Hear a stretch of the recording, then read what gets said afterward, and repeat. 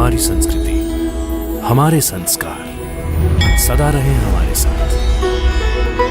भारत की पुरातन गाथाएं और महान संतों की वाणी। सब्सक्राइब करें तिलक कथाएं।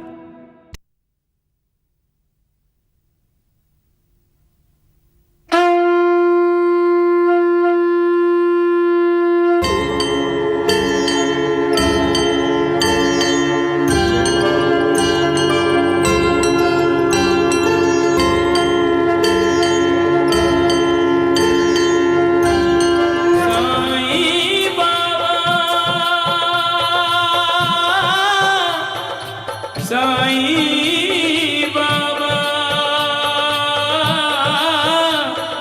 जय साईं बाबा जय साईं नाथ।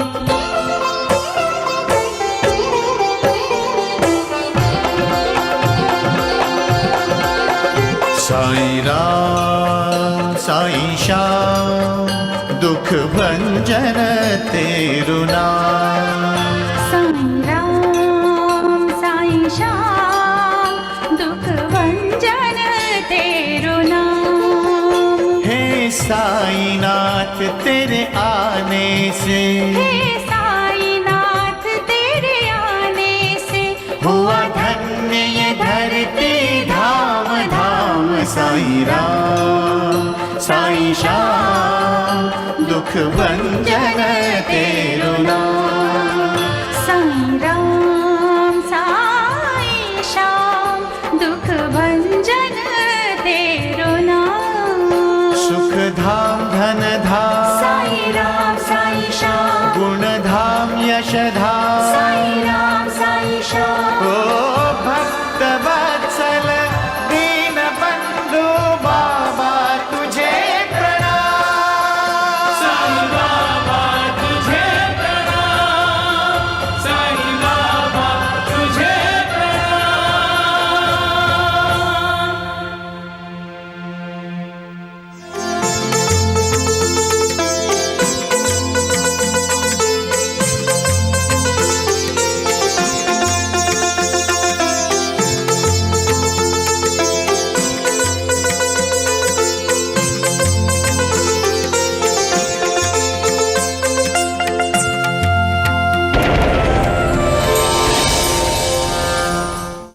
बड़ी हैरानी की बात है। क्यों? अब तक मैं उनसे कभी मिला नहीं और आप कह रहे हो वो मेरा इंतजार कर रहे हैं। अब बात समझ में आई मेरी। शकुंतला भाभी तुम्हारा भला चाहती थी, लेकिन तुम्हें तो कोई एहसास ही नहीं है। देखा भाई जा भाई, अब गोते पाटिल को आराम मिला है। अच्छा तो ये हुआ कि तात्या सही वक्त पर मुझे बुलाने आया। हाँ जरा देखो तो।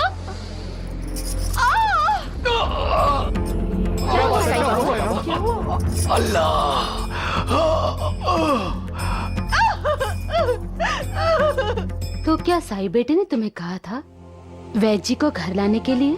पता नहीं वैद जी ऐसा क्यों कह रहे थे। मैं तो वैद जी के घर गया ही नहीं। मेरी भक्ति करने वाला भक्त हमेशा मेरी नजरों के सामने रहता है। वो कभी भी कहीं भी मुझे याद करता है तो मुझे अपने साथ पाता है। मैं सदा उसके साथ रहता हूँ। सबका मालिक एक। तुम मेरी शरण में आ जाओ, मैं तुम्हारे सारे कष्ट दूर कर दूंगा।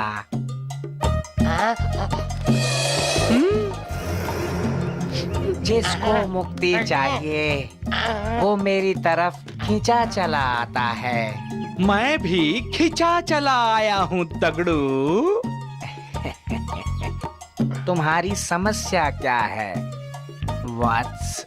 वत्स, मूर्ख, नालायक, खुद समस्या खड़ी करके मुझसे ही पूछता है कि मेरी समस्या क्या है?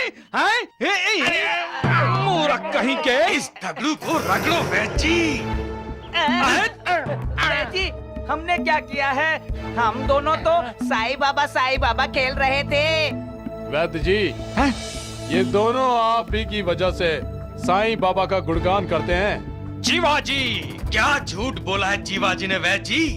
साईं बाबा के माँ के पति को बचाने कौन गया था आधी रात में, हैं? और किशन के समय क्या हुआ था? आप तो अपनी वैद्यता छोड़ने वाले थे। अगर वो कोते पाटिल मर गया होता तो आपका क्या जाता? द्वारिकानाथ जी, मैं वैद्य हूँ, वैद्य। दिन हो या रात, यदि कोई बीमार पड़ता है तो मुझे जाना ही पड़ता है, चाहे वो मेरा दुश्मन ही क्यों ना हो, समझे आप? और वैद्य जी को तो खुद तात्या बुलाने आया था। मगर हमने तो सुना है कि तात्या वैद्य जी को बुलाने नहीं आया था। तो क्या तात्या बनकर साईं बाबा आया था? इसका मतलब है द्वारिका माई से एक तात्या अपने घर गया था और दूसरा तात्या उसी वक्त वैद्य कुलकर्णी को बुलाने गया। ये आप ही की लीला थी साईनाथ। पर साईनाथ, आपने ऐसा क्यों किया? मैं कुलकर्णी का इस शिरडी में महत्व बढ़ाना चाहता हूं। पर क्यों? आप तो जानते हैं कुलकर्णी वैद्य द्वारिकानाथ का चेला है और द्वारिकानाथ की तरह वो भी आपसे ईर्ष्या करता है। महालसापति, कुलकर्णी एक अच्छा वैद्य है। उसे औषधियों का पूरा ज्ञान है। उसे बीमारी की पूरी जानकारी है। नाड़ी देखकर बीमारी का पता चलाना कोई आसान काम नहीं है महालसापति, और कुलकर्णी उसमें निपुण भी है। वो भटक गया है महालसापति।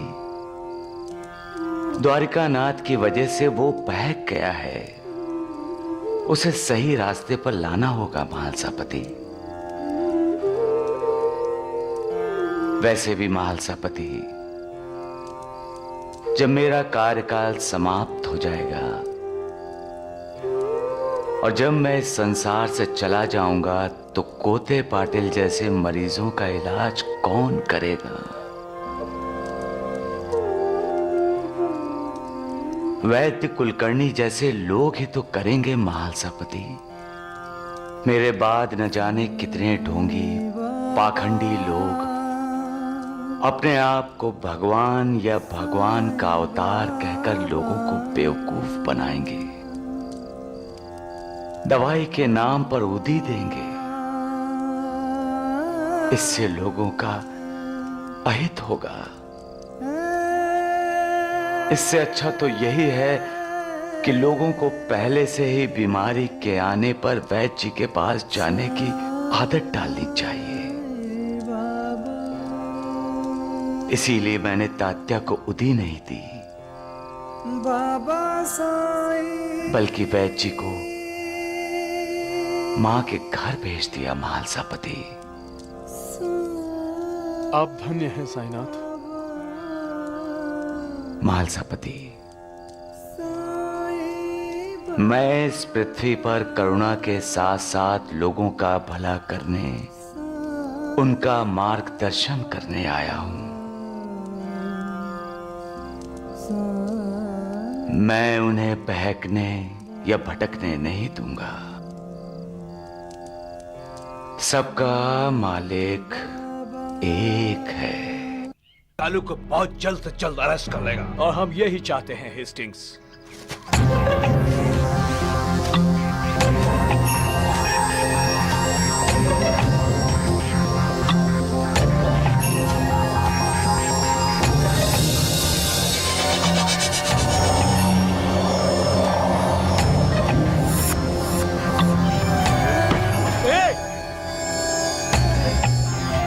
कालू, मैं हूं तुम्हारा मुखबिर। तुमने तो मुझे एकदम डरा ही दिया था।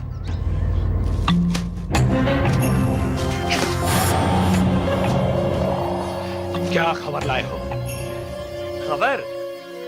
गांव में बस एक ही आदमी अमीर है, सेठ जयचंद मारवाड़ी।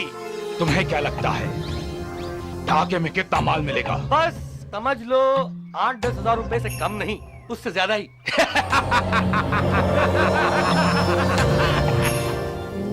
सभी को पैसा चाहिए, आर्थिक उन्नति चाहिए, आध्यात्मिक उन्नति कोई चाहता ही नहीं। मैं जो कहता हूं उसका मतलब कोई जानना ही नहीं चाहता, समझना ही नहीं चाहता।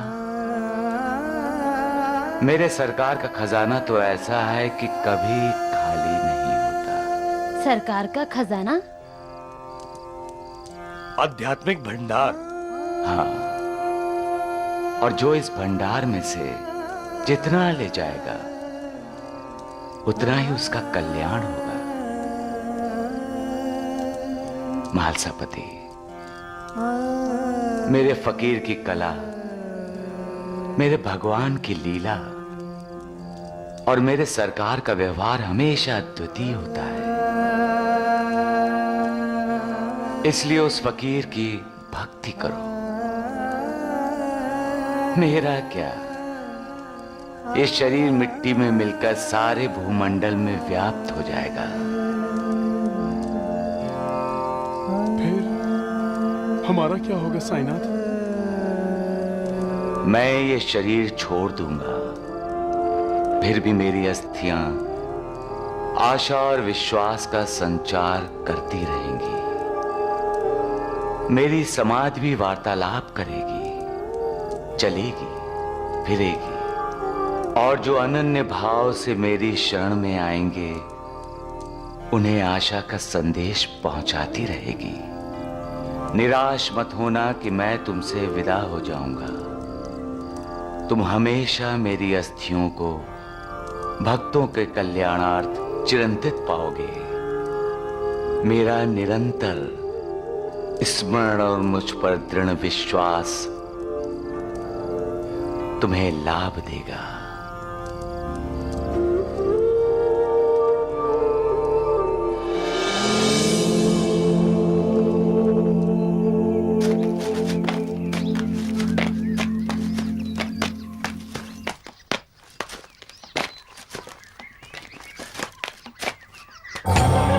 अरे कहाँ है उस मारवाड़ी का घर? आगे, हम उसी तरफ जा रहे हैं। वैसे किसी का ध्यान तो नहीं है हम पर, फिर भी पुलिस को तो शक नहीं। शक? जय हरि विठ्ठल, जय हरि विठ्ठल, जय हरि विठ्ठल, जय हरि विठ्ठल, जय हरि विठ्ठल, जय हरि विठ्ठल, विठ्ठल विठ्ठल, जय हरि विठ्ठल, विठ्ठल विठ्ठल, जय हरि विठ्ठल, जय हरि विठ्ठल, जय हरि विठ्ठल। साईं बाबा, अच्छा लग रहा था, आप नाच रहे थे। लक्ष्मी बेटी, वो मुझे नचा रहा था। और कौन? मेरा भक्त है, बहुत मन से गा रहा था। लक्ष्मी बेटी, मैं अपने भक्तों को खुश देखकर मैं भी खुश हो जाता हूं। मैं तो अपने भक्तों का दास हूं ना। कौन है आपका भक्त? दास गड़ू।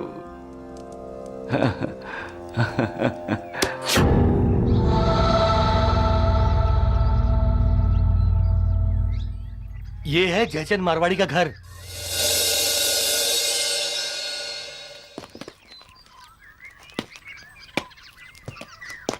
नमस्कार नाना साहब। अरे दासगनु, आप? आपको तो इंस्पेक्टर हेस्टिंग ढूंढ रहा था। मुझे?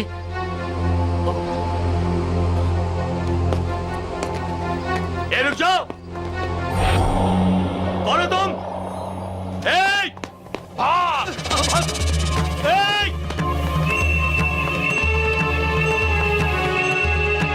पकड़ो!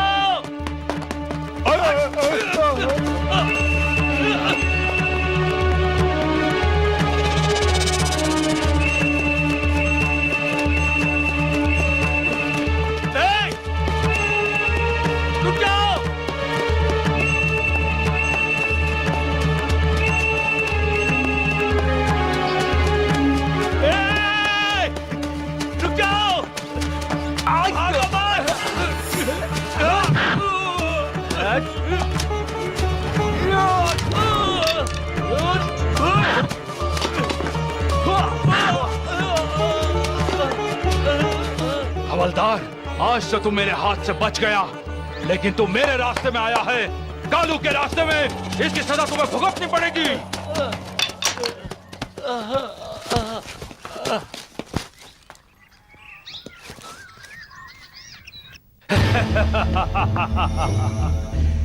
ब्रेवो! कीजिए अपने प्रभु की भक्ति, मिलेगी आपको क्रोध से मुक्ति। I say out. Get out from here.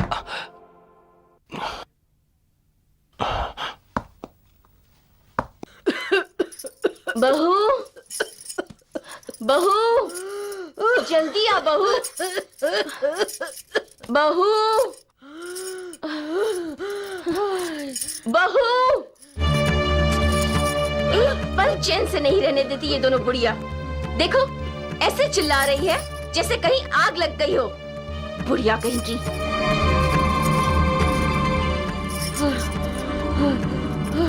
क्या है, गला क्यों फाड़ रही हो? गीता पाठ खत्म हो गया क्या, जो मेरे नाम का जाप कर रही हो? बहू, अपनी सासू माँ को देख, इसकी हालत मुझे ठीक नहीं लगती बहू।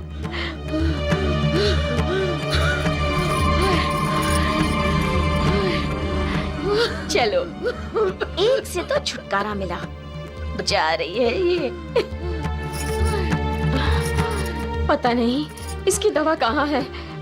बहू, जल्दी से इसकी दवा ढूंढ दो। हाय राम, जल्दी करो बहू। मैं पड़ोस के राजू को भेजती हूँ, जल्दी से संभाजी को बुला कर लाए।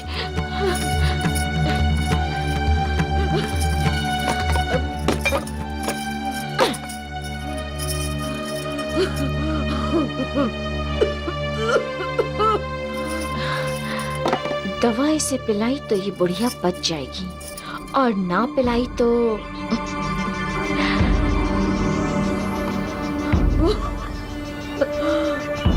इसके मरते ही मैं काका काकी को घर से निकाल दूंगी, और घर में मैं ही मैं।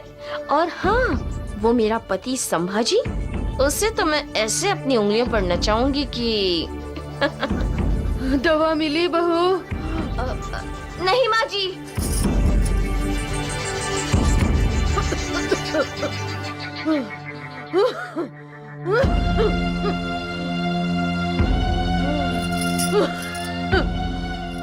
सुभद्रा, माँ को दवा क्यों नहीं पिलाई?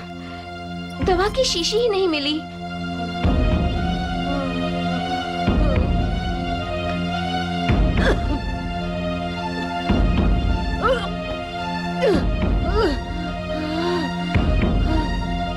संभाजी, हमें थोड़ी सी भी देर हो जाती तो बहुत गड़बड़ हो जाती। अब तुम्हारी माँ ठीक है।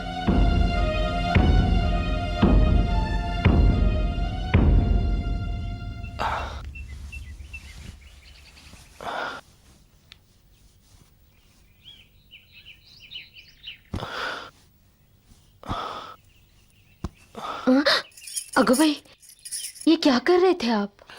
भाईजा, मैं तुम्हारी सेवा करना चाह रहा था। ये आज क्या हो गया है आपको?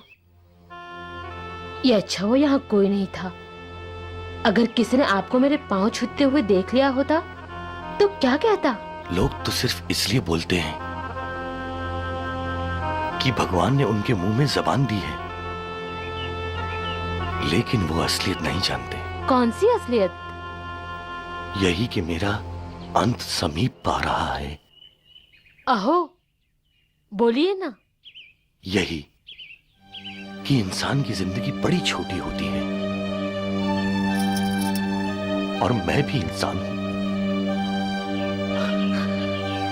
सोचता हूं तो भाईजा, मैंने तुम्हें जी भरकर कभी प्यार भी नहीं किया। मैंने तुम्हें कभी वो सुख नहीं दिया भाईजा जिसकी तुम हकदार हो। कितनी बड़ी सच्चाई है कि जो इस दुनिया में आया है वो इस दुनिया से जाएगा भी, फिर भी वो हमेशा जिंदा रहने की उम्मीद करता है। उस मालिक ने इंसान को ये शरीर रूपी कवच दिया है। इसमें आत्मा अपनी जगह बनाए हुए है, मौत इंसान के शरीर को तो मार देती है, लेकिन आत्मा इस आत्मा को शस्त्र काट नहीं सकते, इसको आग जला नहीं सकती, जल गला नहीं सकता और वायु इसको सुखा नहीं सकती। इसीलिए साधु संत कहते हैं, इस सत्य को जानो और स्वीकार करो।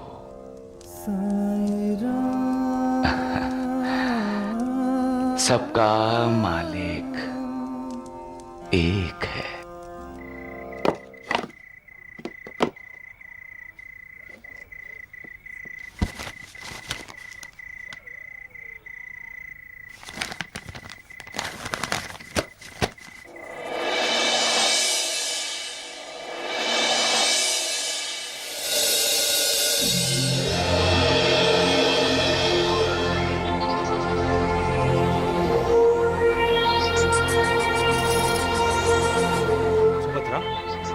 ये माँ की दवा की शीशी तुम्हारे पास कहां से आई? सुभद्रा, तुम्हारा ध्यान कहां है? जवाब दो। मुझे क्या पता? मुझे क्या पता? उस दिन तो तुमने कहा था दवा की शीशी मिली ही नहीं। माँ वहां तड़प रही थी और तुम खड़ी तमाशा देख रही थी। तो मैं क्या करती? क्या करती? तुम्हें मालूम था कि दवा की शीशी कहां रखी है, फिर भी तुमने माँ को दवा नहीं दी, क्यों? क्या तुम ये चाहती थी कि माँ को दवा ना मिले? नहीं, बिल्कुल नहीं, ये झूठ है। तुम उसकी जान लेना चाहती थी, मार डालना चाहती थी मेरी माँ को? नहीं नहीं, तुम झूठ बोल रही हो सुभद्रा। तुम नहीं चाहती थी कि मेरी माँ जिंदा रहे, इसलिए उसे दवा देने की बजाय तुमने दवा की शीशी यहाँ कहीं छुपा दी। तुम खूनी हो सुभद्रा, खूनी हो तुम। कोंडा जी बेटा, मुझे सुभद्रा ने पुकारा। क्या क्या कह रही हो माँ? हाँ बेटा, मेरा मन कह रहा है मेरी बेटी जरूर कोई तकलीफ में है। क्यों भला? सुभद्रा क्यों तकलीफ में होगी? कभी नहीं, वो तो दूसरों को तकलीफ देने के लिए पैदा हुई है। चुप बैठ, सुभद्रा तेरी बहन है। इसीलिए तो चुप बैठा हूँ। आज देवर जी के तेवर कुछ अलग ही लग रहे हैं माँ जी। ये जो सामने खड़ी है, पत्नी के सामने हर पति शेर बनता है बहू। कोंडा जी। हाँ माँ। इसे पूछ तो सही, खेती छोड़कर यहाँ क्यों आया है? देवर जी को देवरानी जी से कुछ काम होगा माँ जी। भाभी, आजकल आप भी छोटा बड़ा कुछ नहीं देखती, जो मुंह में आता है बोल देती है। गोपाल, माँ ने क्या पूछा? भैया, खेती कैसे करें? एक बैल तो मर गया है, अब दूसरा बैल अकेले तो हल नहीं खींच सकता ना। तो तू क्यों नहीं दूसरा बैल बन जाता? हाँ माँ, वैसे भी तू और तेरी निखट्टू पत्नी घर में क्या करते रहते हो? हाँ? कल से तुम दोनों खेत पर जाओगे और बैल बनकर हल खींचोगे, समझ गए? मुझे फसल चाहिए।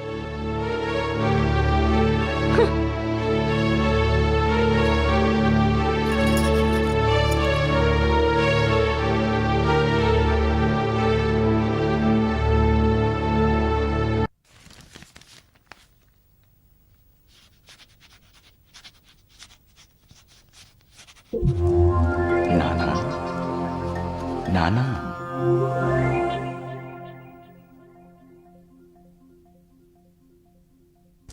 मुझे ढूंढ रहे हो? उल्टी बात हो गई ना। मैं तुम्हें कब से शिरडी में बुला रहा हूं और तुम मुझे ढूंढ रहे हो। आप कौन हैं? लोग मुझे साईं बाबा कहते हैं। लेकिन आप हैं कहाँ? मुझे दिखाई क्यों नहीं दे रहे? मन की आंखें खोल कर देखो नाना, मैं तो हर प्राणी मात्र में हूं। लेकिन इस समय आप कहाँ हैं? शिरडी में। आप शिरडी में हैं? तो हमें यहाँ आपकी आवाज कैसे सुनाई दे रही है? साईं बाबा, साईं बाबा।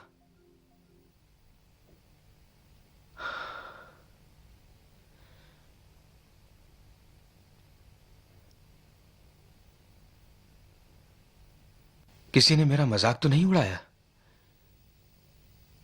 शिरडी में होकर साईं बाबा मेरे साथ बात कैसे कर सकते हैं?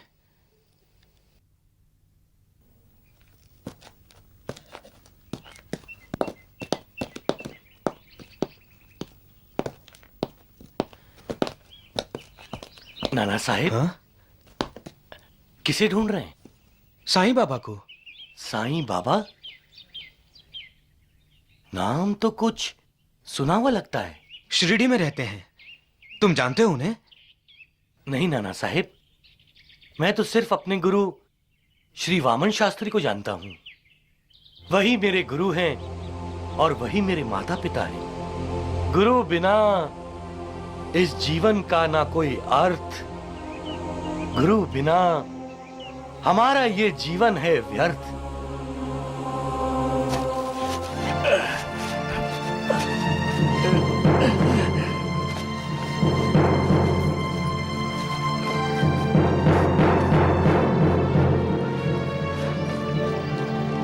ये कहाँ चले गए? खाने का तो वक्त हो रहा है।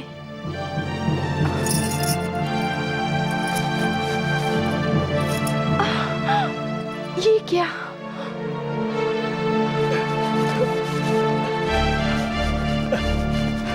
ये तो अत्याचार से भी बड़ा अत्याचार है साईं बाबा।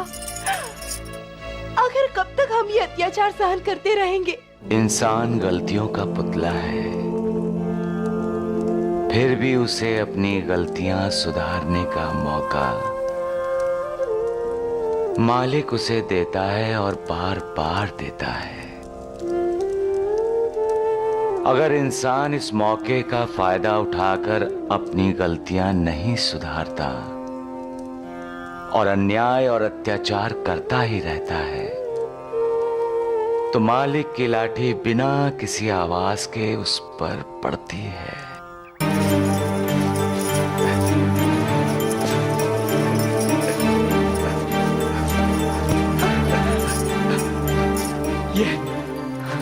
ये क्या कर रही हो तुम? आपका साथ दे रही हूँ जी। तुम्हें तकलीफ होगी शकु। आपको भी तो तकलीफ हो रही है। आपकी तकलीफ में कुछ तो कम करूंगी। मैं तो माँ और भैया की आज्ञा का पालन कर रहा हूँ। और मैं शादी में अग्नि के सामने जो शपथ ली है और आपसे जो वादे किए हैं, उसी का पालन कर रही हूँ। याद है, हम दोनों ने एक दूसरे से वादा किया था कि हम सुख में और दुख में भी एक दूसरे का साथ देंगे। हट जाओ शकु। नहीं, तुम हट जाओ।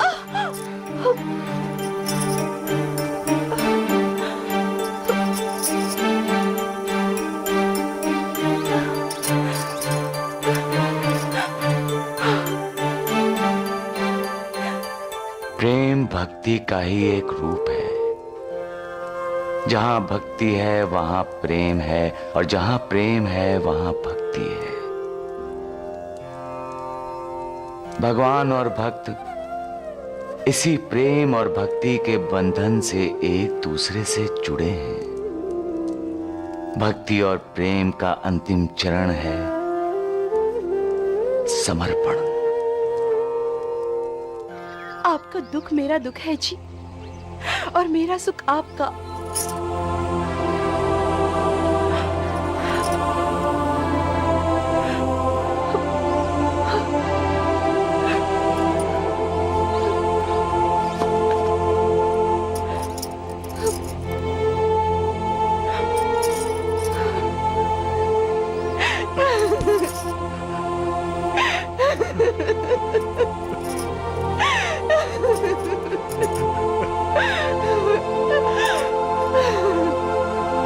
जब भक्त पूर्णतया अपने आप को भगवान को समर्पण कर देता है, तब भगवान और भक्त एक हो जाते हैं। उनमें कोई दूजा भाव नहीं रहता। यही समर्पण जब पति और पत्नी में होता है तो वो भी एक हो जाते हैं, और उनकी उन्नति और उत्कर्ष का समय शुरू हो जाता है। तुमने आज मेरे पति की सहायता की है, उनका बोझ, उनका कष्ट बांटा है तुमने। मैं तुम्हारी बहुत कृतज्ञ हूँ। तुम सिर्फ एक जानवर ही नहीं हो, हमारे परिवार का एक हिस्सा हो।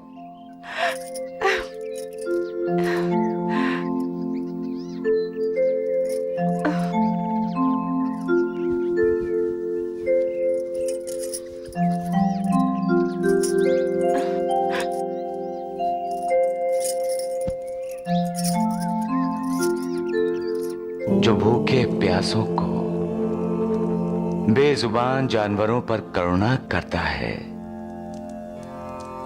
उस पर भगवान की करुणा होती है। सबका मालिक एक है।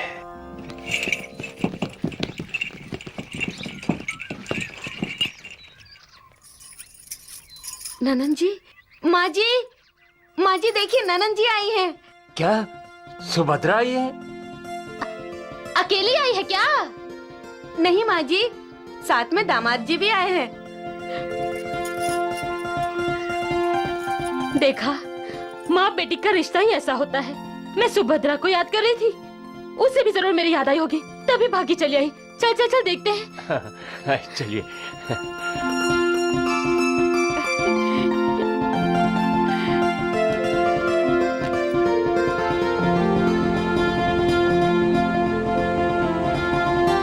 दामाद जी, स्वागत है। आओ बैठो।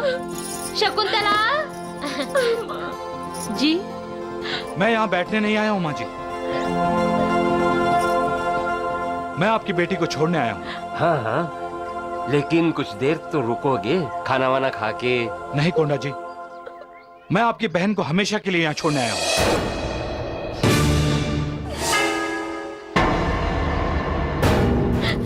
माँ जी, आज के बाद आपकी बेटी के साथ, आप लोगों के साथ और इस घर के साथ मेरा कोई रिश्ता नहीं, कोई नाता नहीं।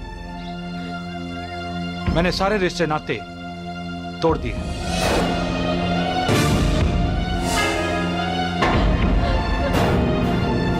अचानक ऐसा क्या हो गया बेटा, जो तुम इतने नाराज हो रहे हो? लेकिन हमारी ननन जी तो लाखों में एक है। बिल्कुल ठीक कहा आपने भाभी जी, हत्यारे लाखों में एक ही तो होते हैं। क्या? माँ जी, आपकी बेटी ने मेरी माँ की जान लेने की कोशिश की है। हाँ?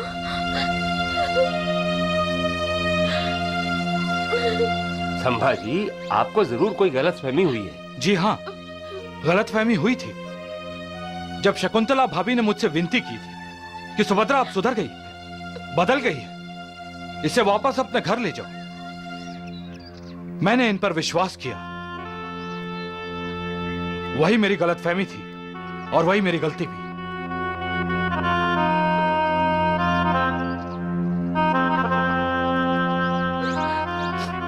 माँ जी, आपकी बेटी में कोई बदलाव नहीं आया। यह पहले भी बदतमीज और मंगरूर थी, आज भी है। यह पहले भी स्वार्थी और निर्दयी थी, आज भी है। अरे इस बार तो इसने मेरे काका काकी को घर से बाहर निकालने की कोशिश की, और तो और इसने मेरी बूढ़ी बीमार माँ की सांसों की दवा छुपाकर उसे तड़पा तड़पा कर मार डालना चाहा।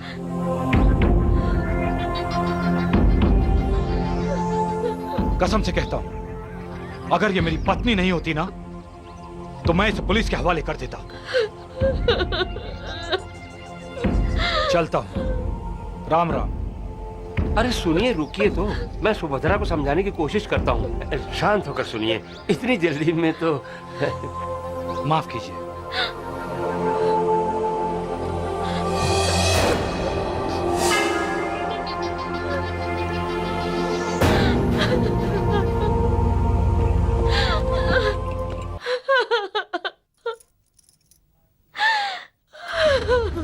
संभाजी ने तो अचानक हम पर बिजली गिरा दी। बिजली उन्होंने नहीं, इस मनहूस ने गिराई है। मैंने क्या किया है ननन जी? मेरी ब्याता जिंदगी में आग लगाकर पूछती है कि तूने किया क्या है? लेकिन माँ जी, मैंने कुछ नहीं किया है। मैं कहाँ गई हूँ ननन जी के ससुराल?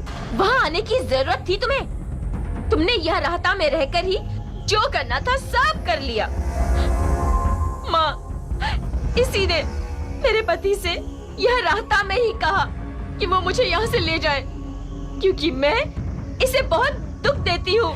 नहीं, ये सब झूठ है। मैंने ऐसा कुछ नहीं कहा। भैया, इसी मनहूस ने उनसे कहा कि वो मुझे यहाँ से ले जाएंगे तो ये यहाँ चैन से रह सकेगी। पता नहीं इसने मेरे खिलाफ क्या क्या उनके कानों में भरा था जो वो मुझे वापस छोड़कर चले गए। माँ, इसी ने मेरा घर बर्बाद किया है, आग लगाई है मेरे सुख चैन में।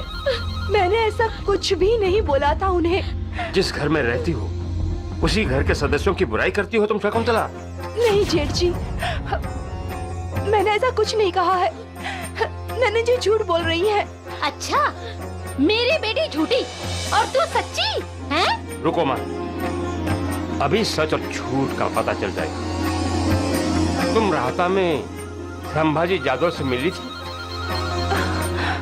अरे बोलती क्यों नहीं? हाँ? मिली थी। संभाजी जादव को क्या कहा तुमने? मैंने यही कहा था कि ननन जी आपका इंतजार करती हैं, आप उन्हें साथ लेकर जाएं। देखा, बोला ना इसने सच। नालायक!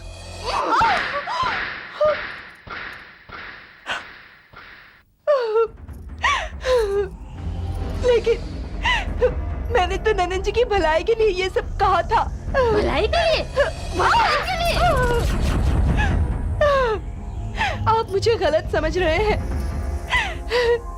ननन जी जो कुछ कह रही हैं, मैंने उनके पति से वो सब कहा ही नहीं। अब भी झूठ बोल रही है माँ। मैं सच कह रही हूँ।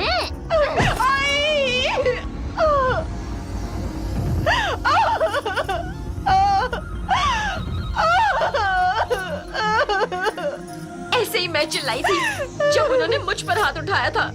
तब तुमने संभाजी जादव के कान भरकर मेरी बहन पर अत्याचार करवाया था। नहीं, मैंने ऐसा कुछ भी नहीं कहा। जो अपने घर वालों के खिलाफ साजिश करे उसके लिए इस घर में कोई जगह नहीं है। इसे घर से बाहर निकालो। नहीं, मैंने कोई साजिश नहीं की है। तुमने मेरी बेटी को अपने ससुराल से बुलवाया है ना? अब मैं तुझे तेरे ससुराल से निकालती हूँ। चल निकल यहाँ से। नहीं माँ जी, निकल यहाँ से। कोई काम नहीं यहाँ पे। निकल माँ जी, मनहूस, यहाँ से मत निकालिए। अब इस घर में कोई जगह नहीं। मैंने ऐसा कुछ नहीं कहा माँ जी। निकल माँ जी, नहीं माँ जी, माँ जी, मैंने ऐसा कुछ नहीं किया है माँ जी। मैं आपके हाथ जोड़ती हूँ माँ जी, मैं आपके हाथ जोड़ती हूँ माँ जी, मैं आपके पाँव पड़ती हूँ, मुझे यहाँ से मत निकालिए। मैंने ऐसा कुछ नहीं किया है माँ जी। नहीं, तू निकल, चल निकल। मैं हाथ जोड़ती हूँ, मेरा विश्वास कीजिए माँ जी। माँ जी मत निकालिए, एक बार उन्हें आने दीजिए माँ जी। फिर क्या होगा? गोपाल भैया तो खेत गए हैं और उन्हें खेती की तुमसे ज्यादा फिक्र है। नहीं माँ जी, नहीं माँ जी, माँ जी मुझे मत निकालिए। माँ जी मैं कहाँ जाऊँगी माँ जी? तू अब इस घर से निकल। मत निकालिए माँ जी।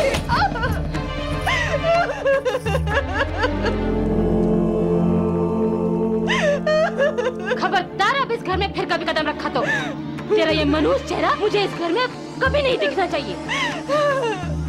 माँ जी, एक बार मुझे उनसे मिलने दीजिए माँ। कोई जरूरत नहीं, तेरा और गोपाल का रिश्ता खत्म। जा, अब जहाँ तेरा दिल चाहे वहाँ जाकर मुँह काला कर। नहीं माँ जी, नहीं माँ जी, नहीं।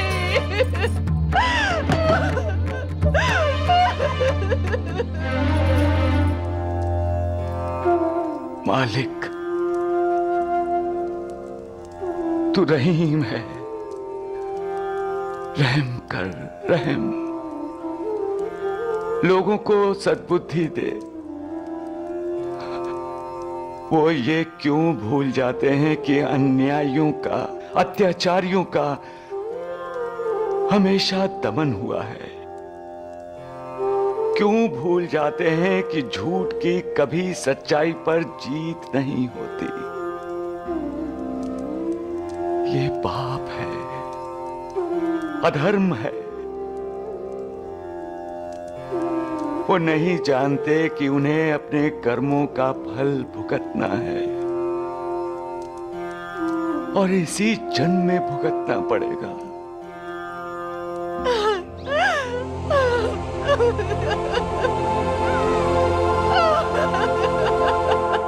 तूने मुझे भेजा है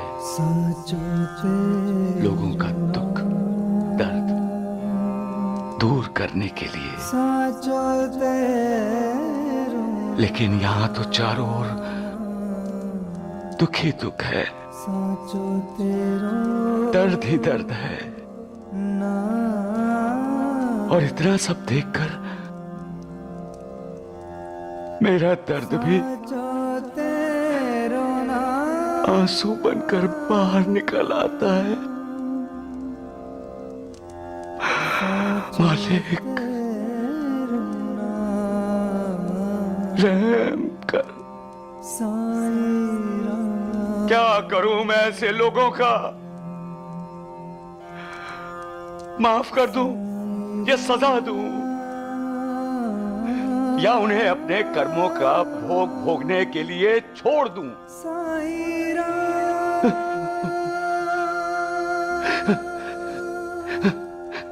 तूने भी तो शिशुपाल के 100 अपराध पूरे होने तक इंतजार किया था।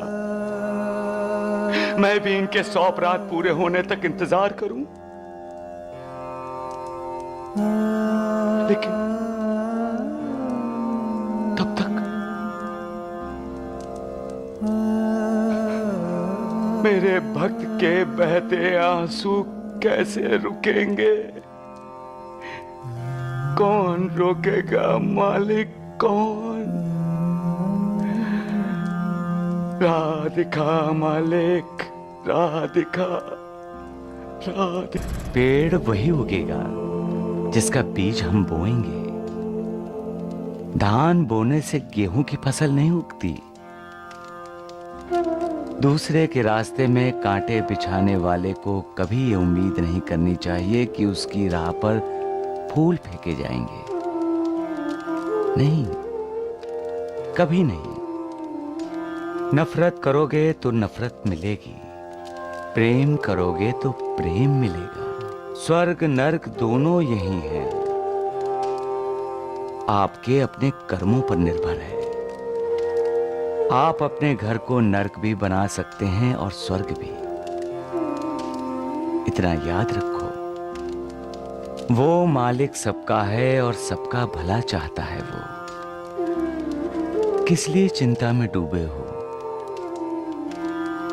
मेरी शरण में आ जाओ। जो मेरी शरण में आता है और दिल से मुझे चाहता है, मेरी भक्ति करता है, उसके कल्याण के लिए मैं हमेशा सोचता हूं। किसी को चाहना है तो उस मालिक को चाहो। कुछ मांगना है तो उस मालिक से मांगो। सबका मालिक एक। क्या बात है द्वारिकानाथ जी, मजा आ गया। अब लग रहा है कि आप सबके मालिक हैं। जितने गांव गए हम, वहाँ सबके सब गांव में आपके भक्त निकले। ये सब तो शिरडी के बाहर है वैद्य जी। शिरडी में अब तक मेरा कोई प्रभाव नहीं। तो भगवान द्वारिकानाथ जी कृपा करके शिरडी को भूल जाइए। वो तो सारी की सारी साईं बाबा के कदमों में झुक गई है। मुझे चेतावनी अच्छी लगती है ढोंडो, और देखना एक दिन ये शिरडी भी मेरे सामने झुकेगी। जरूर झुकेगी द्वारिकानाथ जी, मुझे आप पर विश्वास है। भगवान, सुग्राम आ गया। मुझे तो कुछ नाच गाने की आवाजें सुनाई दे रही है। रोको रोको रोको! क्या हुआ? लावणी की प्रसिद्ध नर्तकी सुंदरा औरंगाबाद कर का नृत्य आज रात 8 बजे आपके गांव में। वैद्य जी, आज रात हम यहीं रुकेंगे और सुंदरा औरंगाबादकर का लावणी नृत्य देखेंगे। राम राम राम, भगवान द्वारिकानाथ जी, आपको किसी ने यहाँ पहचान लिया तो? कोई नहीं पहचानेगा। अरे सबकी नजर तो उस सुंदरा औरंगाबादकर पर टिकी होंगी। आपने देखा है कभी उसे नाचते हुए? राम राम राम राम। अरे उसे देखते ही बिजली सी कौन जाती है। मेरे शरीर में तो अभी से बिजली सी कौंध रही है। मुझे भी अभी बिजली का झटका लगा। अरे चुप करो मूर्खों, नहीं तो तुम दोनों को मैं ऐसा झटका दूंगा कि घोड़े की जगह तुम दोनों दिखाई पड़ोगे, समझे? अरे मूर्ख, तुम क्यों रुक गए हो? चलो आगे। चलो चलो।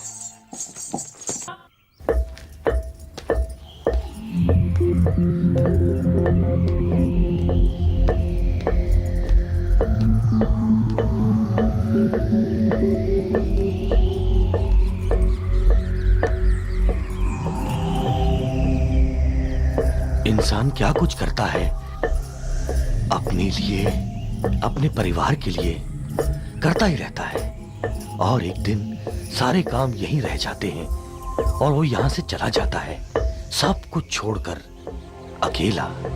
वो जानता है एक दिन उसे मौत आने वाली है, लेकिन वो जानबूझकर उसे याद नहीं रखना चाहता। उस ठोस सच्चाई से आंखें फेरे रखता है, लेकिन जिसने मौत को देखा हो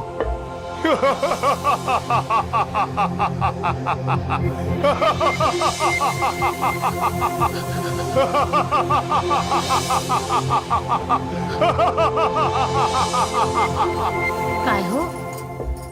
कुछ चाहिए? कुछ नहीं, बस ऐसे ही।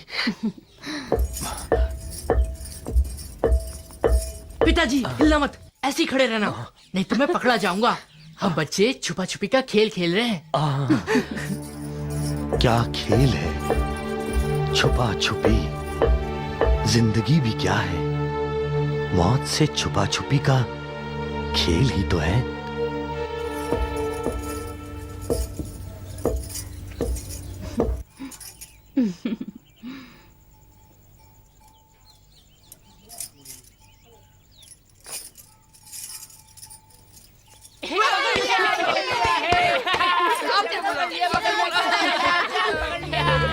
मौत भी आकर एक दिन इसी तरह इंसान को पकड़ लेती है। आहो, काय हो? घूमकर आने का दिल है ना? जाइए, घूम आइए। घर में बैठे बैठे इंसान ऊब जाता है, लौकर यहाँ। कितना ख्याल रखती है मेरा। मैं भी तो इसे प्यार करता हूं। ऐसा नहीं हो सकता कि इंसान मरे ही ना।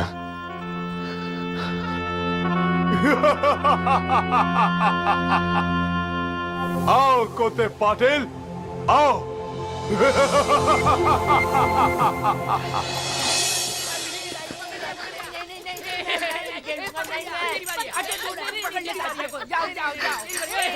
मैं कितना सुखी हूं,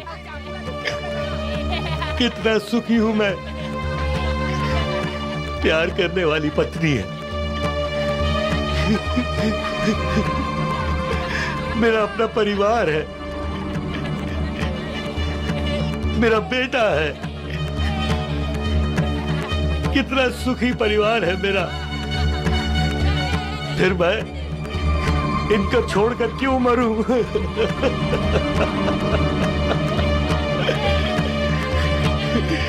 मैं नहीं मरना चाहता, मैं मरना नहीं चाहता। मैं अपने परिवार के साथ जीना चाहता हूं।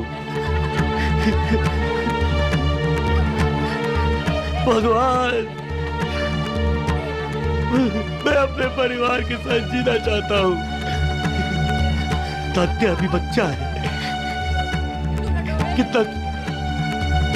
कितना छोटा है वो। मुझे नहीं मरना भगवान, मुझे जिंदा रहना है, मुझे जिंदा रहना है भगवान। साईनाथ,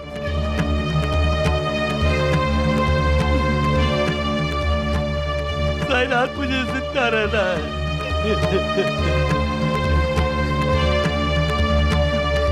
मुझे नहीं मरना है साईनाथ, मुझे नहीं मरना है, मुझे नहीं मरना है। बाबा, जन्म और मृत्यु उस ईश्वर के हाथ में है। अपने कर्म और प्रारब्ध के अनुसार ही हर कोई जन्म लेता है। अच्छे कर्म करके जो पुण्य प्राप्त करते हैं वो स्वर्ग जाते हैं और अपने अच्छे कर्मों का फल भोगते हैं। जो बुरे कर्म करते हैं उन्हें अपने कुकर्मों का फल भोगने के लिए नरक जाना पड़ता है। जब उनके पाप और पुण्य का समन्वय हो जाता है तब उन्हें मानव जन्म और मोक्ष प्राप्त करने का मौका मिल जाता है। इसीलिए तो मानव जन्म सबसे महत्वपूर्ण है, क्योंकि मोक्ष मुक्ति पाने का साधन मनुष्य जन्म ही है। मनुष्य मुक्ति प्राप्त कर सकता है और जन्म मरण के बंधन से छूट सकता है। मुक्ति का मतलब है आजादी, छुटकारा इस शरीर से, इस जन्म मरण से। लेकिन मनुष्य फिर भी अपने शरीर से, घर से, परिवार से, बाल बच्चों से मोह करता है। इसलिए इस शरीर को महत्व मत दो, उसको प्यार मत करो, क्योंकि शरीर इंद्रियों को सुख देता है और इंद्रियों के सुख में हमारा पतन है। जितने भी दिनों के लिए हमें ये शरीर मिला है वो पूरा समय उस भगवान की आराधना में, उस मालिक को याद करने में लगा दो। मौत की फिक्र मत करो, वो तो आनी है। जो अटल है, जिसे टाला नहीं जा सकता, जिससे बचा नहीं जा सकता, उससे डरना क्यों? वो तो होकर ही रहना है, होकर ही रहेगा। तो फिर उसका अफसोस कैसा, उसकी चिंता क्यों? बल्कि इस मनुष्य जीवन का जितना भी फायदा उठा सकते हो उठाओ। इतने अच्छे कर्म करो, इतना पुण्य कमाओ, इतनी भगवान की आराधना करो कि भगवान खुश होकर तुम्हें अपने पास बुला ले, मुक्ति मिल जाए तुम्हें इस जन्म मरण से। सबका मालिक एक।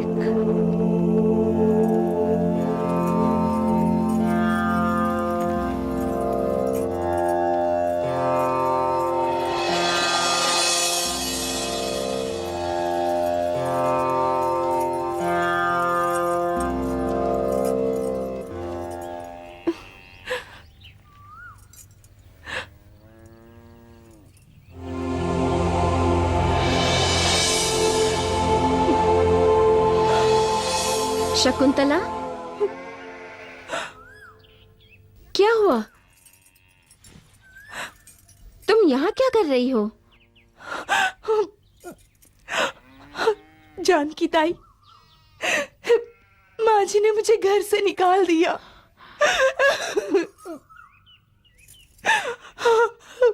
बहुत निर्दयी है तेरे ससुराल वाले। पर तू यहाँ? मैं उनका इंतजार कर रही हूँ। इंतजार क्यों कर रही है? जाओ खेत पर जाकर मिलो उससे और बताओ उसे कि उसके घर वाले कितने पत्थर दिल हैं।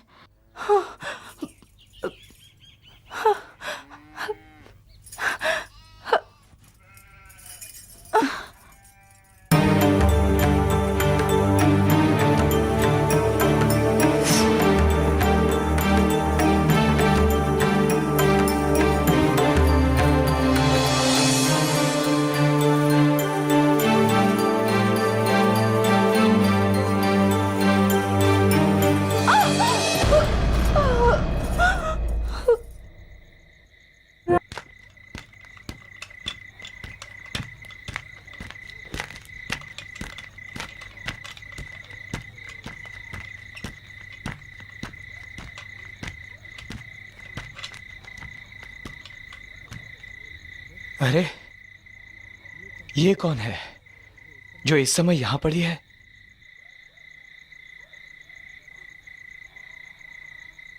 कोई है? कोई है यहां?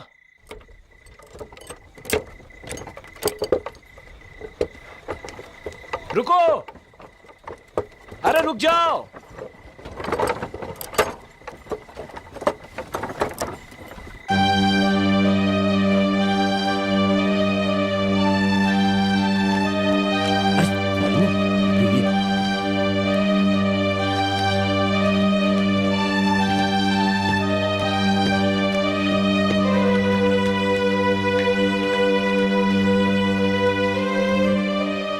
अरे जोनी, क्या हुआ डिकरा?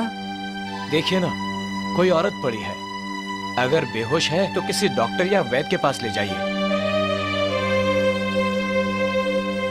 मेरे पास ये बोझ है, नहीं तो मैं खुद ही ले जाता। और आज देर भी बहुत हो गई है। घर में मेरी पत्नी मेरा इंतजार कर रही होगी। अरे सुनो, अरे सुनो डिकरा, तुम इसको जानते हो? नहीं, मैं नहीं जानता। जल्दी करो गोपाल, शकुंतला कब से राह देख रही होगी। अरे जोनी, हमें इसका मदद करना चाहिए। आओ। अरे ये तो बेहोश है।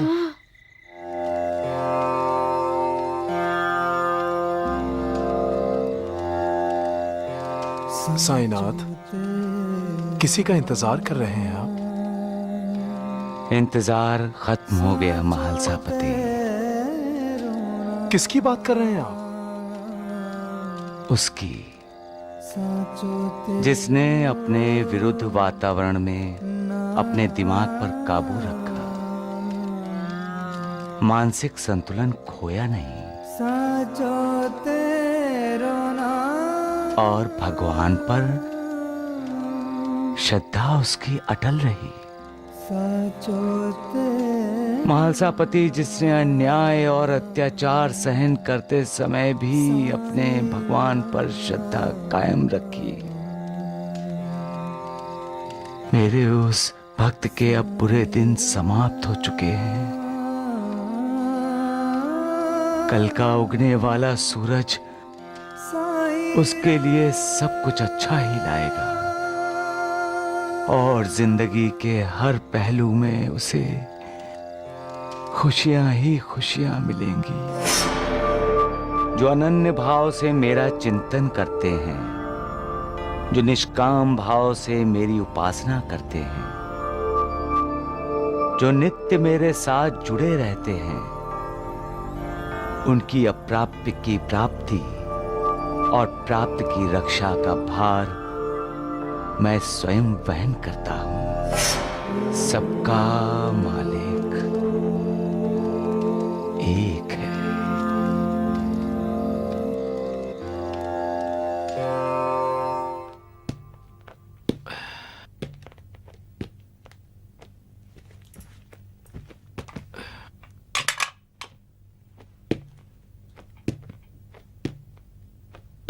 नानी, अरे नानी।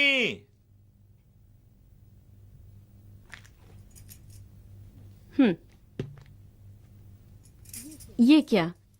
शादी में मेरा नामकरण सरस्वती करने के बाद भी आप मुझे नानी कहते हैं? अरे तुम तो बिना नानी बने ही सारे गांव की नानी बन गई हो। वो तो आपको नाना बोलते हैं, इसीलिए मुझे नानी कहते हैं। वरना मुझे नानी और आपको सचमुच नाना बनने के लिए पहले हमारी बेटी मैना की शादी होनी चाहिए। वो तो है कहाँ मैना? माँ, ये रही हमारी बेटी। आपको पता है माँ, कालू भील हमारे गांव में डाका डालने आया था। सारे बाजार में यही चर्चा है। और नाना, आपको दफ्तर से आते समय वो फकीर मिला था। फकीर? वही जो मंदिर के पास पेड़ के नीचे बैठा था। मैंने तो कभी किसी फकीर को मंदिर के पास बैठे नहीं देखा। नहीं नहीं, वो हमारे गांव का नहीं है, वो तो शिरडी का फकीर था। शिरडी का? हाँ, कुछ देर पहले जब मैं शिवजी के मंदिर से पूजा करके निकली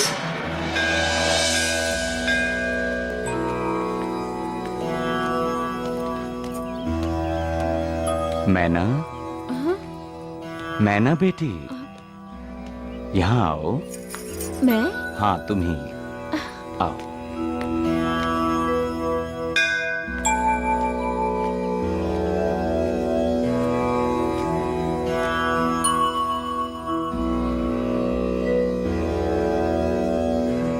बेटी, तू नाना साहेब चांदोरकर जी की बेटी है, इसलिए एक पैगाम तेरे पिताजी तक पहुंचाना चाहता हूं। जी कहिए। नाना को कहना कब तक मुझे इंतजार करवाएगा। बार बार बुला रहा हूं उसे, लेकिन उसका मन ही नहीं करता। एक बात बताओ बेटी, तुम्हें तुम्हारे गुरुजी बुलाएं तो तुम्हें उनसे मिलना नहीं चाहिए? क्यों नहीं, मैं तो फौरन जाऊंगी। तो नाना मुझसे मिलने क्यों नहीं आता? मैं जाकर बोलती हूँ उन्हें। लेकिन उन्होंने पूछा तो मैं आपका क्या नाम बताऊंगी?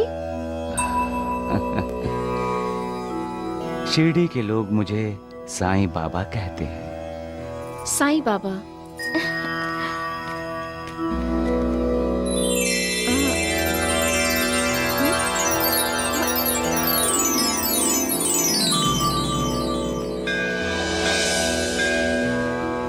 कहाँ गए?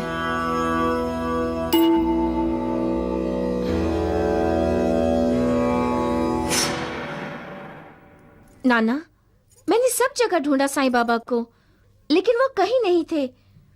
मिनटों में अदृश्य हो गए। अगर साईं बाबा ने आपको बुलाया है नाना, तो आपको उन्हें मिलने जाना चाहिए। क्यों माँ?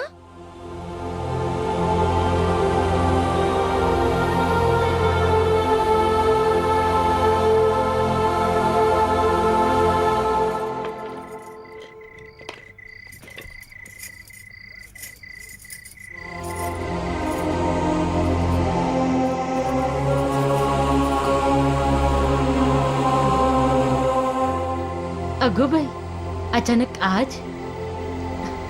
क्या वो दिन याद आ गए जो बचपन में इसे इसी तरह खाना खिलाते थे? तात्या, खाना कैसे लगा?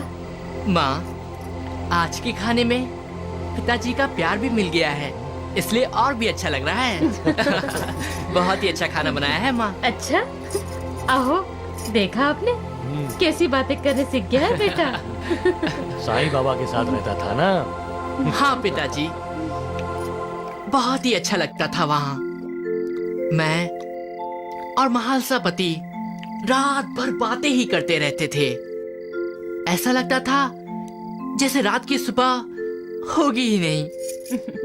जिस रात की सुबह नहीं होती बेटा, उसे काल रात्रि कहते हैं। क्या पता मेरे लिए भी ये रात काल रात्रि है या नहीं।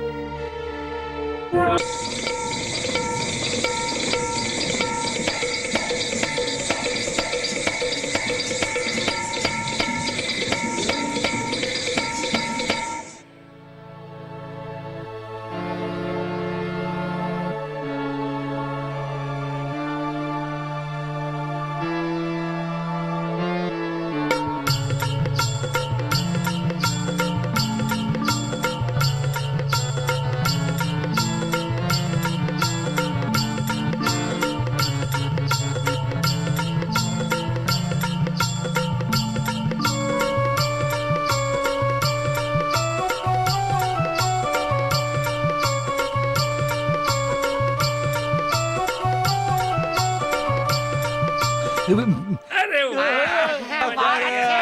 लय मजा आली हा. मजा आला की. चला चला.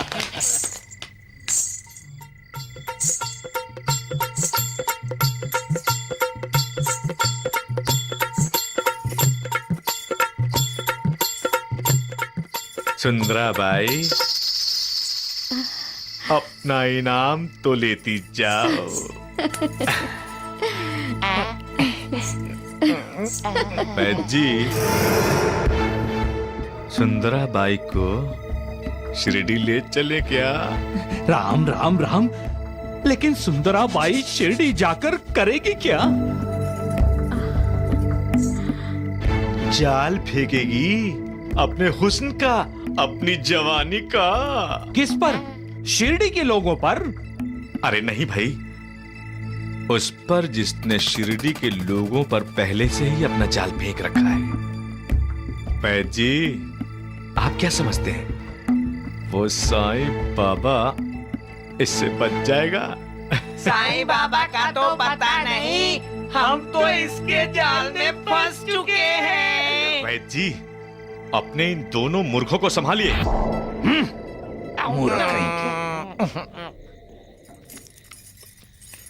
वाह, आज खाना बहुत स्वादिष्ट बना है। हमारी बेटी ने बनाया है। वाह वाह, घर के कामों में लड़की को दक्ष होना ही चाहिए। ससुराल में जाकर बहुत इज्जत मिलती है उसे। मैं वही बात करने वाली थी आपसे। वही बात? कौन सी बात? मेरे भाई का खत आया है। उसमें लिखा है हमारी बेटी के लिए उसने एक लड़का ढूंढा है। घर है, खेत हैं, खाता पीता परिवार है। हमारी बेटी मैना वहां खुश रहेगी। हमारी मैना ताई की क्या राय है?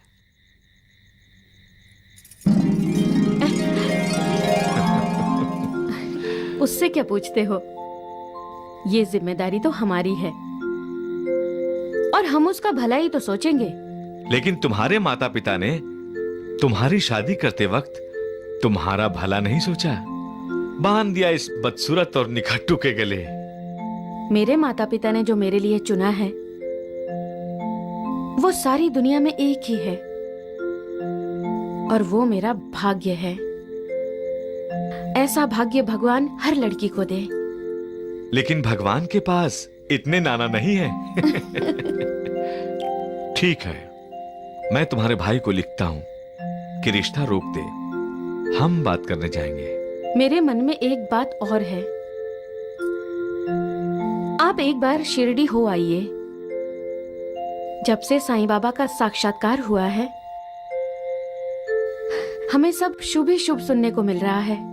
और शुभ ही शुभ हो भी रहा है। मैं शिरडी जाऊंगा, लेकिन किसी के साथ जाऊंगा, अकेले नहीं। माँ जी, उसे घर से निकालकर ऐसा लग रहा है जैसे हमें किसी श्राप से मुक्ति मिल गई है। किसे घर से बाहर निकाल दिया भाभी? अरे सुभद्रा, तुम कब आई? बस अभी थोड़ी देर पहले। अच्छा अच्छा, संभाजी कैसे है? ठीक है। शकुंतला,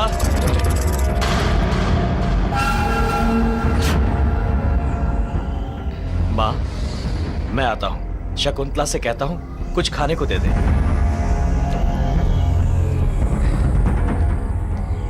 माँ, अब क्या होगा? होगा क्या? कुछ नहीं, मैं गोपाल को समझा दूंगी। शकुंतला,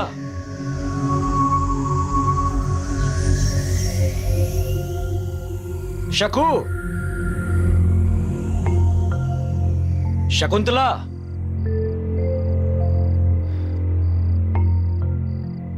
माँ जी, उसे घर से निकालकर ऐसा लग रहा है जैसे हमें किसी श्राप से मुक्ति मिल गई है। माँ,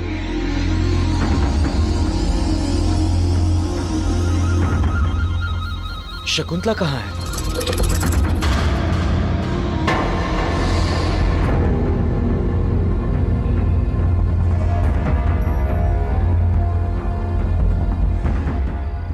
तो शकुंतला को घर से बाहर निकाल दिया है।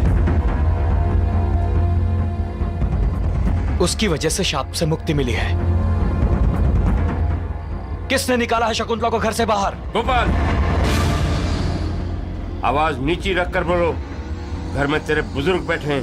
बुजुर्ग, जिनमें से आप भी एक हैं, तो आप भी इस नीचता में शामिल हो गए। गोपाल, अपनी हद में रहकर बात करो। सारी हदें तो आपने पार कर दी है भैया। आज तक मैं आपको बड़े भाई का ही नहीं, पिता का भी आदर देता आया हूं। लेकिन आपने मेरे सारे आदर का अनादर कर दिया।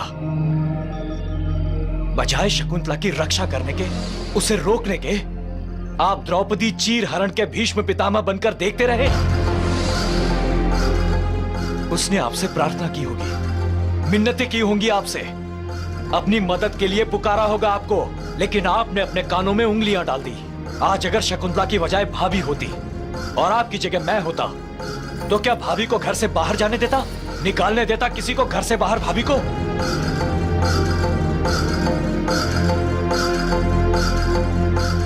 लेकिन आपने शकुंतला को घर से बाहर निकालने दिया, क्योंकि आपने अपनी इंसानियत का गला घोंट दिया है। आपके मन से दया मर गई है। आप निर्दयी हो गए हैं भैया। गोपाल! हाँ भैया, हाँ। आज तक किसी बड़े भाई ने अपने छोटे भाई को बैल की जगह हल में नहीं जोता होगा, लेकिन आपने वो जुल्म मुझ पर किया है। आपने मुझे कभी अपना छोटा भाई माना ही नहीं, मुझे घर के टुकड़ों पर पलने वाला एक कुत्ता समझा। कभी मुझे अपनी बात कहने ही नहीं दी, और ना ही कभी प्यार से मेरे सर पे हाथ रखा। आपका मन पवित्र नहीं है भैया, खोट है उसमें, ठीक उसी तरह जिस तरह उस शैतान द्वारिका नाथ के मन में खोट है। गोपाल! भैया! नहीं गोपाल!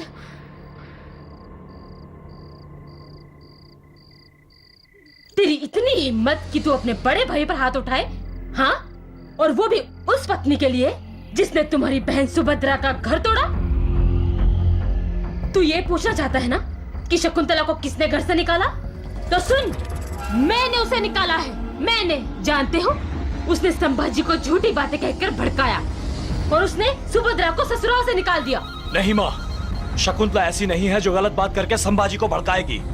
इसमें जरूर सुभद्रा का ही दोष होगा। देखा माँ, देखा? तुम भी अपनी बेटी को अच्छी तरह जानती हो माँ। शकुंतला पर कोई दोष लगाने से पहले तुमने ये सोचा क्यों नहीं? मैं अभी जाकर शकुंतला को वापस लेकर आता हूँ। ठहरो गोपाल, वो अब इस घर में वापस नहीं आएगी। हम सब ने उससे रिश्ता तोड़ लिया है। ठीक है, अगर शकुंतला आप लोगों के लिए पराई हो गई है, तो आज से आप लोग भी मेरे लिए पराये हो गए हैं। गोपाल! मैं जा रहा हूँ। गोपाल रुक जा। पागलपन मत कर। मेरी शकुंतला को मनहूस कहने वाले आप सब मेरे लिए मनहूस हैं। साईं बाबा की कृपा होगी और आप सबको पता चल जाएगा कि शकुंतला कितनी महान है।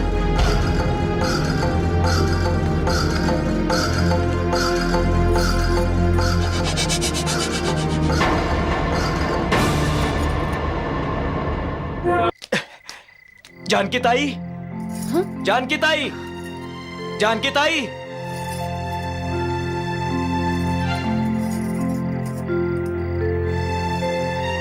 अरे गोपाल, कैसी है शकुंतला? उसे अपने घर ले आए हो ना?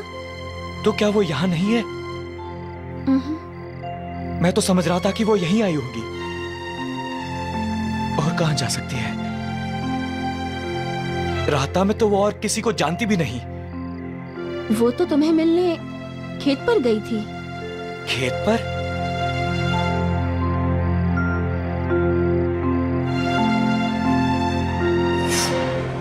अरे, ये कौन है जो इस समय यहां पड़ी है? तो क्या वो शकुंतला थी? शकुंतला ही होगी।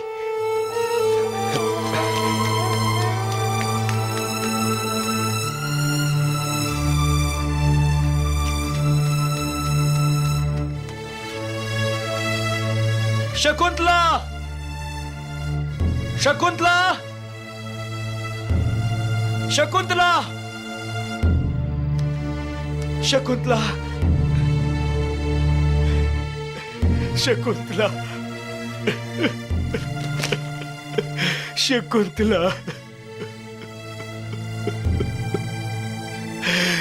मुझे माफ कर दो शकुंतला। मैं तुम्हारी रक्षा नहीं कर सका। मुझे माफ कर दो। हे साईं बाबा, मेरे तो आप ही हैं। मेरी शकुंतला की रक्षा कीजिए बाबा, उसकी रक्षा कीजिए बाबा।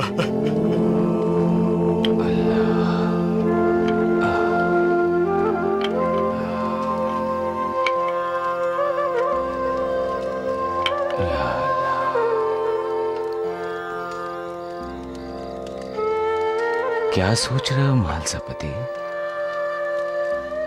गुरुदेव, इस समय आप ये लकड़ियां क्यों जला रहे हैं? ये सिर्फ लकड़ियां नहीं है महालसापति, ये तो इंसान के दिल में पैदा होने वाले विकार हैं, आसक्तियां हैं। इन्हें मैं इसलिए जलाता हूं कि इंसान विषम विकारों के अधीन न हो और ईश्वर भक्ति में अपना जीवन बिताए। महालसापति, देखने को मैं भिक्षा मांगता हूं,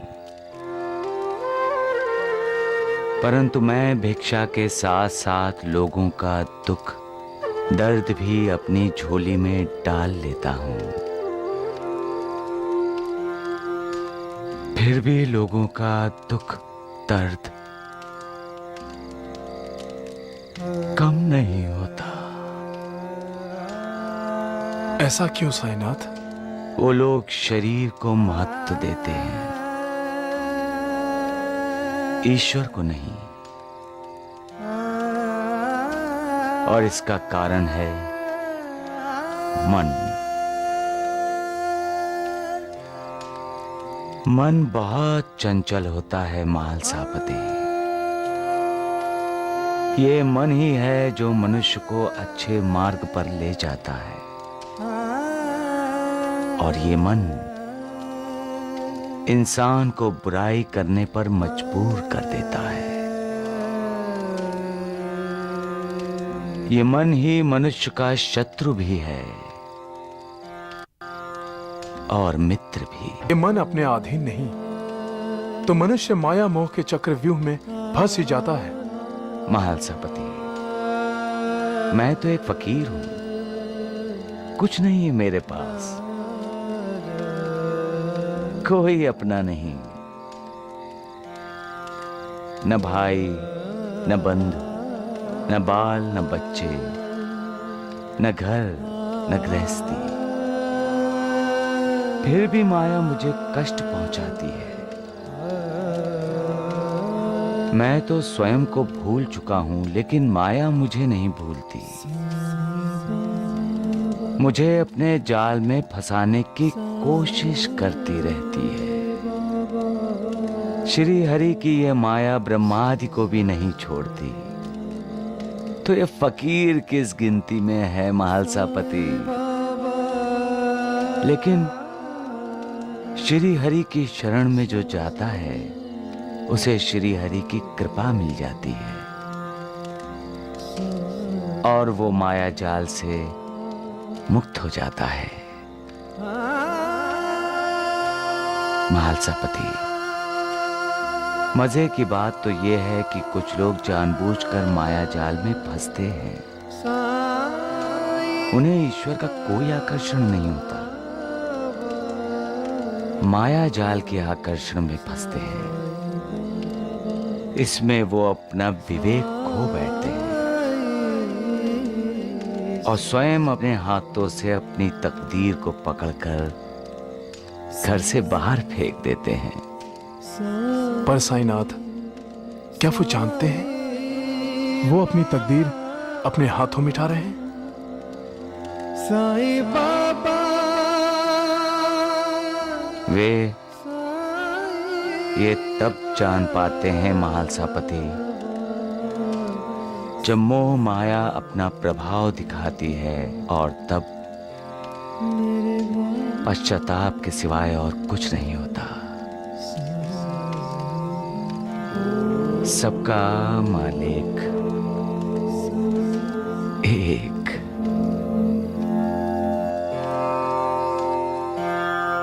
नहीं नहीं नहीं। तुम कैसी हो डिगरा? तुम उठो नहीं डिगरी, तुम आराम करो।